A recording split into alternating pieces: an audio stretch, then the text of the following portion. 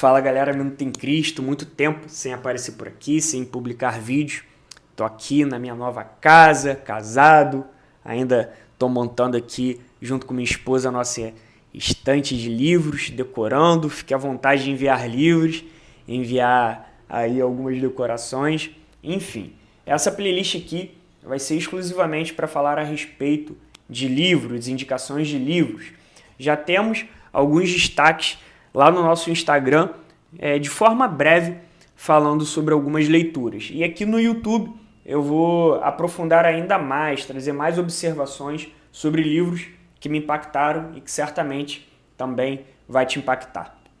Antes de mais nada, nenhuma leitura que eu vou trazer aqui, indicação, vai ser para você ter conhecimento, entendimento, revelação sobre esses assuntos. Deus já deixou tudo claro na sua palavra. Quer saber a respeito de dons, maravilhas, milagres, cura, dízimos, ofertas, dinheiro, generosidade, a respeito de Jesus? Tudo está na Bíblia, em sua palavra. Mas Deus usa homens para que desenvolvam ainda mais alguns assuntos. Então, nesse primeiro vídeo, vamos estar falando sobre generosidade, sobre dinheiro, sobre dízimos e ofertas. Esse foi um livro que me impactou e mudou a minha vida radicalmente. Uma Vida Abençoada, do Robert Morris. Primeiro, como esse livro chegou até a mim. O nosso pastor, um dos pastores da Lagoinha Rio, atualmente ele pastoreia o campus lá em Caxias, Lagoinha Caxias, o pastor Leandrinho, deu uma direção de lermos esse livro. Toda a liderança de G6 aqui em Niterói, que são os nossos grupos de crescimento, as nossas células. E toda a liderança leu. E eu fiquei absurdamente impactado, sobre um tema que eu amo, que é generosidade, que é dízimo, que é oferta. Eu tentei separar aqui alguns trechos para estar lendo junto com vocês, só que são tantos textos maravilhosos que tem aqui, que eu separei apenas 3. Vou começar com aqui bem no início do livro, que diz assim: sempre é preciso ter fé para dar as primícias. É por isso que tão poucos cristãos experimentam as bênçãos do dízimo. Significa dar a Deus antes de ver se você terá o suficiente. Ao entregarmos o dízimo, é como se estivéssemos dizendo para Deus: eu te reconheço em primeiro lugar. Estou colocando a ti em primeiro lugar em minha vida. E confio que tu cuidarás do restante das coisas em minha vida. E indo mais adiante, foi um trecho que eu coloquei até lá no Instagram, que é a respeito de Mamão, A gente escuta tanto falar sobre esse espírito de Mamão. E Mamão é uma palavra aramaica que na essência significa riquezas, que diz assim: Mamão é basicamente o espírito do mundo.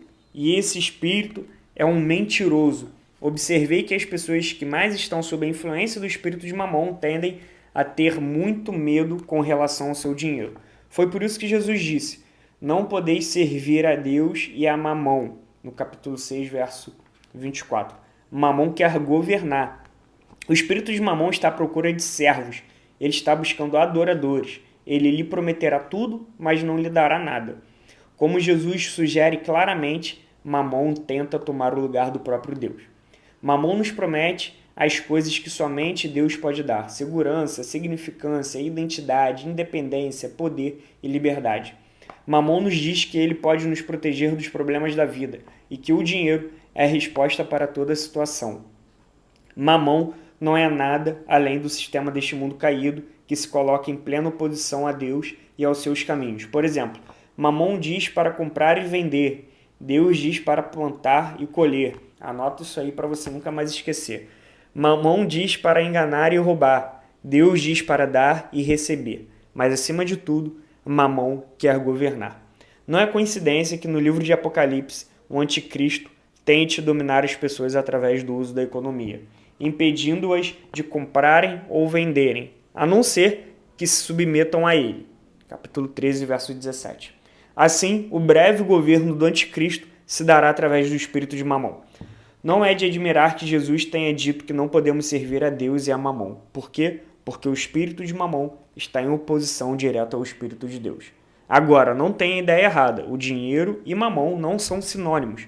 O dinheiro não é inerentemente mal. Um dos versículos mais mal interpretados da Bíblia encontra-se em 1 Timóteo capítulo 6, verso 10, pois o amor ao dinheiro é a raiz de toda espécie de males.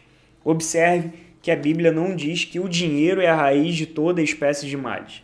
Ela diz que o amor, ou seja, a adoração ao dinheiro, é a raiz de toda a espécie de males.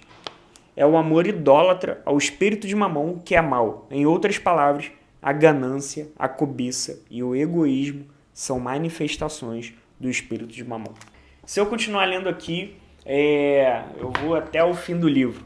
É um livro que ele vai cada vez mais falar sobre situações diferentes em relação ao dinheiro. Né? Aqui, por exemplo, a gente pode ver que Mamão é egoísta e Deus é generoso. É isso que Deus espera de nós, que a gente seja imagem e semelhança dele em todas as coisas, inclusive na questão da generosidade.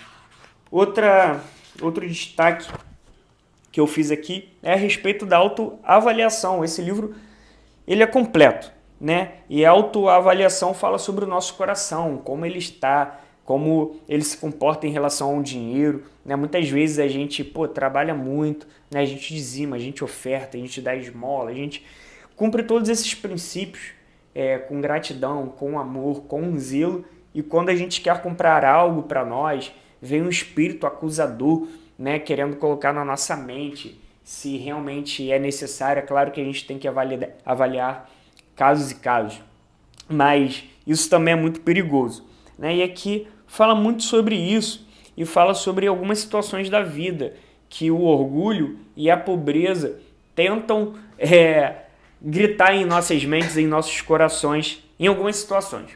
Por exemplo, quando você pensa na situação de vida, o orgulho diz, eu mereço mais. A pobreza diz, eu devia me sentir culpado. A gratidão diz, obrigado. A gratidão é uma atitude de reconhecimento que sempre se alegra com a provisão de Deus. Quando alguém diz, uau, que casa linda você tem, o orgulho diz, vamos construir uma maior. A pobreza diz, comprei um leilão. A gratidão diz, obrigado, o Senhor nos abençoou. Quando alguém diz, que belo terno, o orgulho diz, foi feito sob medida. A pobreza diz, paguei a metade do preço. A gratidão diz, obrigado. Quando alguém diz, que lindo carro, o orgulho diz, tenho 3 deles. A pobreza diz, o carro é da empresa. A gratidão diz, obrigado. O orgulho quer que as pessoas pensem que pagamos mais. A pobreza quer que as pessoas pensem que pagamos menos. A gratidão não se importa com o que as pessoas pensam. Ela só se importa com o que Deus pensa. Que tal simplesmente dizer a verdade? Quando alguém notar alguma coisa sobre a qual você exerce gerenciamento, apenas diga a verdade e seja grato. E aqui fala sobre a armadilha da comparação e vai além. Então, irmão, é um livro que realmente, se você quer ter mais conhecimento sobre finanças, sobre dinheiro, sobre o que Deus pensa a respeito, você quer se aprofundar nesse assunto que até hoje é tão debatido e sempre vai ser por cristãos, não cristãos, leia esse livro. Leia esse livro porque, de fato, ele vai te impactar e vai te levar num nível maior de generosidade. Além do nível que se chama suficiência, existe o nível que se chama abundância. É nesse nível que todos nós somos testados. Eu creio que Deus, sim, quer um povo generoso, que é um povo próspero, né? Um povo abundante, não só na área financeira, mas em todas as áreas. Mas isso não é um apontamento, vamos dizer assim, para tal teologia da prosperidade. O que a teologia da prosperidade diz? Se você é rico, você é abençoado. Se você é pobre, você não é abençoado. E isso foge totalmente da palavra, né? Porque se pensarmos assim, João Batista, ele não era um homem abençoado. Paulo não era um homem abençoado. Entre muitos outros discípulos de Jesus, né, apóstolos, não foram abençoados. Pelo contrário, temos uma vida abençoada quando temos Deus. E quando temos Deus, temos tudo. mas eu creio que Deus ele deseja sim nos prosperar, porque através dessa prosperidade pessoas são alcançadas, né? Ministérios são propagados, missionários são enviados e mantidos. Deus ele deseja prosperar a vida do cristão. Para quê? Para que a gente tenha um luxo, para que a gente tenha um carro melhor, uma casa melhor, que a gente viaje pelo Brasil e pelo mundo? Não. Isso é lícito e é bênção. Mas Deus, em primeiro lugar, deseja prosperar um cristão para que, através dessa prosperidade, pessoas sejam alcançadas pelo Evangelho de Cristo. Então, que você não seja governado pelo dinheiro, que você tenha governo sobre ele. Poderia aqui citar muitos outros versículos, né? Muitas outras passagens, tanto do Antigo Testamento quanto do Novo Testamento, a respeito de dinheiro, a respeito de dízimos e ofertas, mas que você seja impactado, né, pela simples realidade de João 3,16, porque Deus amou o mundo de tal maneira que deu seu Filho unigênito para que todo aquele que nele crê não pereça, mas tenha vida eterna. Nós servimos a um Deus generoso, que deu o seu tudo, não se poupou, não economizou, ele simplesmente deu tudo para que fôssemos alcançados. E ele espera o mesmo de nós. O que é o nosso tudo é o nosso melhor. Na nova aliança, não se trata mais de 10% quando vamos dizimar, se trata de tudo. E o que é tudo? Eu paro para refletir. Tudo é o meu melhor. É aquilo que eu posso devolver ao Senhor, porque eu não estou dando, não estou tirando algo que é meu.